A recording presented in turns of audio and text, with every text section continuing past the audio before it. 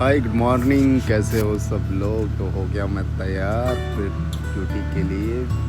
फिर मैं किया मैंने बाबा जी को प्रणाम। बाबा जी तो साथ ही में रहते हैं। फिर उसके बाद चला गया मैं रूम के बाहर। ये रूम का बाहर का व्यू है। फिर मैं चला गया सी साइड में जो कि सिक्योरिटी ऑफिस है, वहाँ से मुझे चाबी लेनी पड़ती है। तो वो समुंदर के थोड़े किनारे पे ही है। फिर ले ली मैंने चाबी और चला गया मैं किचन की ओर।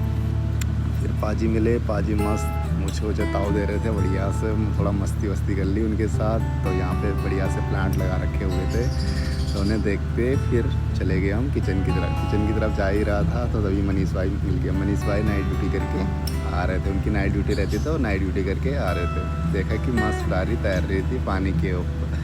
फिर ये हमारे किचन में जाने का रास्ता है। फिर गया मैं। फिर उसके बाद मैंने किचन खोला। किचन को ओपन करने के बाद लाइट वाइट ऑन की, क्योंकि किचन मैं ही खोलता हूँ सुबह मॉर्निंग में ही। सबसे पहले मैं ही किचन खोलता, क्योंकि हमारा स्पेशलिटी रेस्टोरेंट है, तो इससे मैं ही ओपन करता हूँ। फिर आज का काम था मैश पोटैटो बनाना।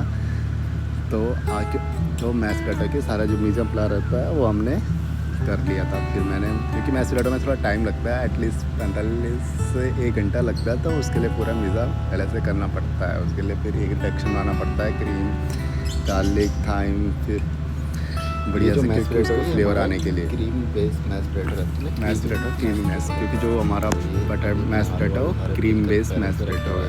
फिर मैंने मतलब इसके लॉन्ग टाइम प्रोसेस है पर, लेकिन 45 से 1 घंटे तक में बन जाता है। अगर तो उसके साथ तुम्हारा दूसरा काम भी हो ही जाता है साथ। जैसे जब तक आलू बॉयल होते हैं तब तक मैश पोटैटो भी बॉयल, आलू तब तक बॉयल हो जाते हैं और मैश पोटैटो के लिए रेडी हो जाते हैं। फिर मैं बढ़िया से घुमा के, क्योंकि ये मूली, फिर उसमें जो रिडक्शन बनाया था वो डाल देता हूँ। फिर उसमें घुमा के, क्योंकि हमारा अला कार्ट किचन है, तो ये डेली बेस में यूज़ होने वाला आइटम, तो इसको ज़्यादा दिन तक नहीं रह सकते। केवल 1 या 2 दिन का ही इसकी सेल्फ लाइफ होती है। उसके बाद ये ख़राब हो जाता, तो जितना हमें चाहिए होता हम उतना ही बनाते हैं।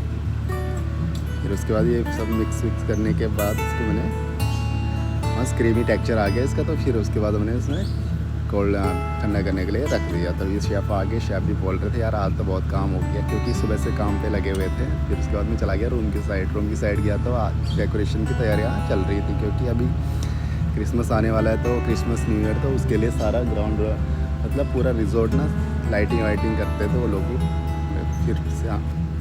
फिर उसके बाद ब्रेक पे आया था। ब्रेक के बाद मैं शाम को फिर रेडी हो गया ड्यूटी जाने के लिए। तो थोड़ा ब्रेक मिलता है मुझे, तो मतलब 4 बजे तक आता हूँ मैं। 4 से 5:30 6 बजे तक मेरे को ब्रेक, 5:30 6 बजे तक ब्रेक ही रहता है। तो उसके बाद मैं रेडी होता हूँ बढ़िया सा, अपना नेम टैग वगैरह सेट करके और चल लेता हूँ किचन की तरफ दोबारा से।